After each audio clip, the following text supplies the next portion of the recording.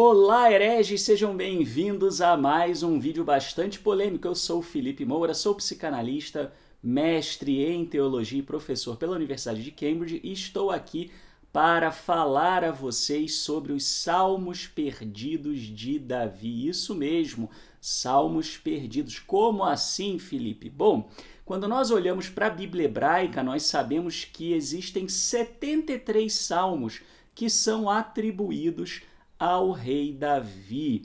E tradicionalmente esses são os salmos que se entende que Davi teria escrito. O cristianismo ainda atribui mais uns 2 salmos por tradição a Davi, mas ficaria mais ou menos aí nesse número. Porém, quando foram descobertos os manuscritos do Mar Morto, uma grande surpresa surgiu. Por quê? Porque nas cavernas do Mar Morto foi encontrado o manuscrito 11Q5. Nós temos aqui uma imagem, mostrando esse manuscrito aberto, que é chamado de o Grande Pergaminho dos Salmos. E esse manuscrito, ele contém 155 salmos. Então, essa é a primeira grande diferença. Na verdade, ele não mostra os 155 salmos, ele é fragmentado, mas ele traz conteúdo de alguns salmos que até então nós só tínhamos acesso pelas traduções da Bíblia siríaca, que contém 5 salmos a mais do que o texto massorético, que é o mais comum utilizado na maioria das Bíblias. A Septuaginta contém 151, então algumas Bíblias católicas têm 151, mas você tem a Bíblia siríaca com 155, que tem mais alguma coisa aí atribuída também ao rei Davi. Porém, essa não é a grande surpresa. Afinal de contas, a Bíblia siríaca, embora confirmado que havia de fato um antecedente hebraico para essa Bíblia siríaca, com alguns salmos a mais, na verdade nós temos aqui também um grande segredo revelado aqui por esse grande pergaminho dos salmos, que surpreendeu muita gente. E do que eu estou falando? Estou falando de um trechinho final que aparece nesse manuscrito. Nós estamos falando aqui da coluna de número 27 desse manuscrito, que traz um texto que eu passo a traduzir aqui para vocês. E esse texto diz o seguinte: Eis que Davi, filho de Jessé, foi homem sábio e brilhante, como a luz do sol, um escriba, homem de discernimento e perfeito em todos os seus caminhos perante Deus e os homens. Até aqui, nenhuma grande surpresa. Porém, mais adiante, logo em seguida, o que é dito? O Eterno lhe deu um espírito brilhante de discernimento. Ele escreveu, atenção agora para os números, 3.600 salmos, 364 cânticos para cantar perante o altar, para o sacrifício diário perpétuo, por todos os dias do ano. Aqui cabe uma pequena explicação. O pessoal do Mar Morto, da seita de Qumran, utilizava um calendário de 364 dias, que é dividido certinho aí em semanas. Muito bem. E 52 cânticos para as ofertas de sábado. Então você tem 52 semanas no ano, então 52 cânticos para as ofertas de sábado, 30 cânticos para as luas novas, para as festividades e para o dia da expiação. Então, se a gente for olhar as luas novas, nós temos em média aí uns 12, depois nós vamos ter também as solenidades bíblicas, mais o dia da expiação, provavelmente alguns dias teriam, teriam mais do que um cântico ou salmo, ou algo do gênero. E aí ele ainda vai dizer o seguinte: ao todo, os cânticos foram 446, além dos 4 cânticos para fazer música em favor daqueles que foram acometidos por espírito maligno. Então existem 4 salmos atribuídos a Davi, né, que seriam salmos supostamente utilizados para exorcismo. A ideia de exorcismo, né, na Bíblia hebraica não é muito semelhante ao que as pessoas estão acostumadas, né? Também não dá para dizer aqui se já tem uma influência, vamos dizer, pós-exílica, né? Ou se está falando de uma coisa um pouco mais primitiva, né? Mas isso já entra num assunto que foge um pouco ao tema daqui.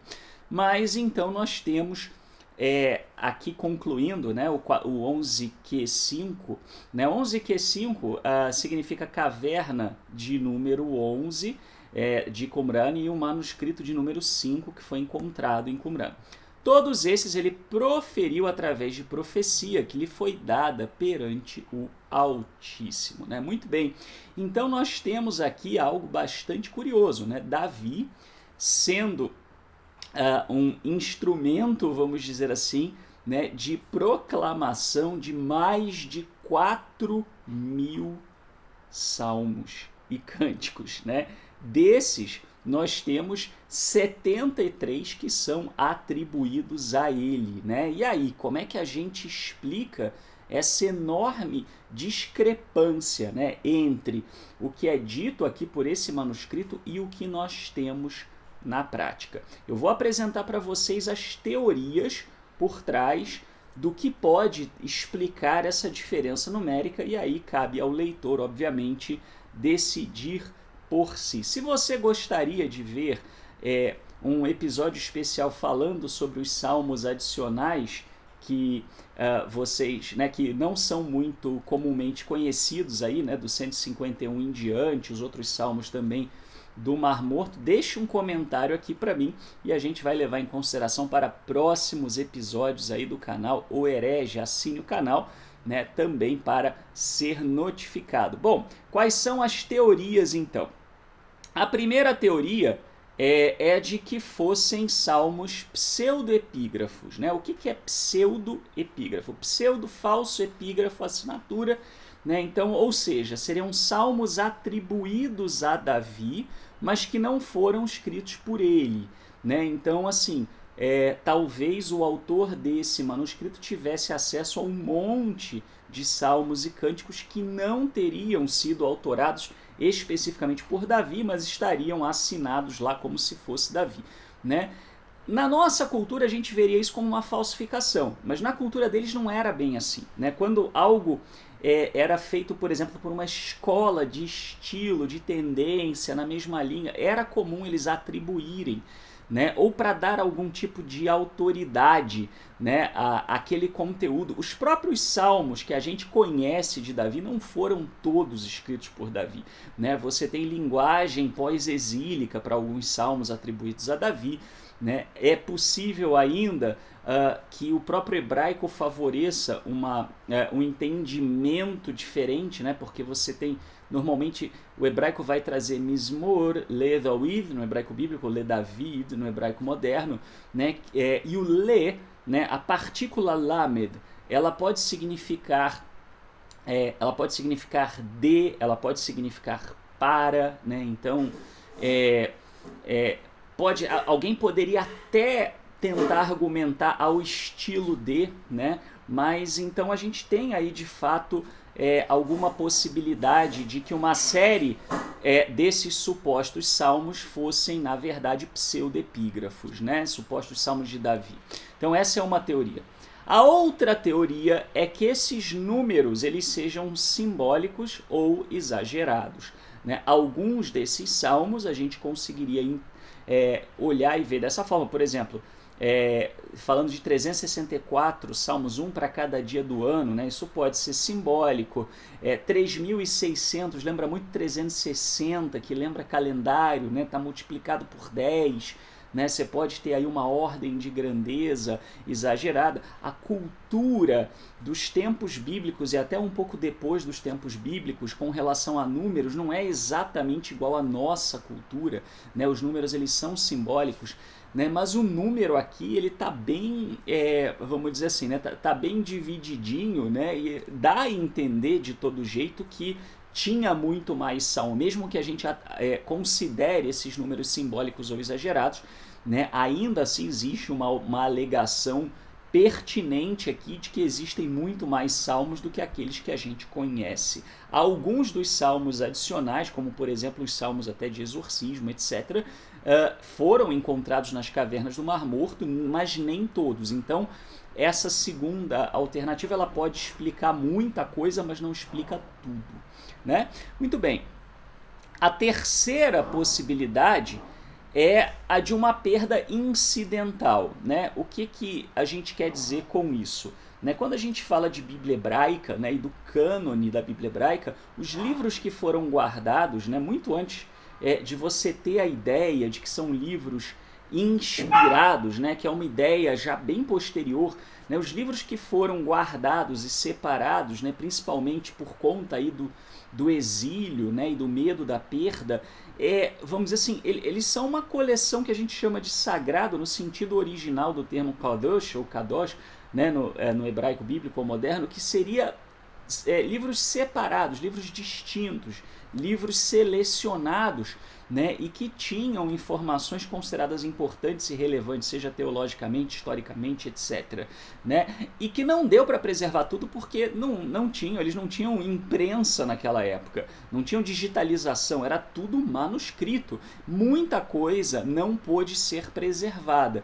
Né? Então você pode ter uma perda acidental, alguma coisa que se perdeu por acidente, ou incidental, por conta de realmente não ter havido uma preocupação de preservar tudo aquilo que Davi teria deixado escrito, ou mesmo se você considerar um pseudepígrafo, né, nem tudo teria sobrevivido.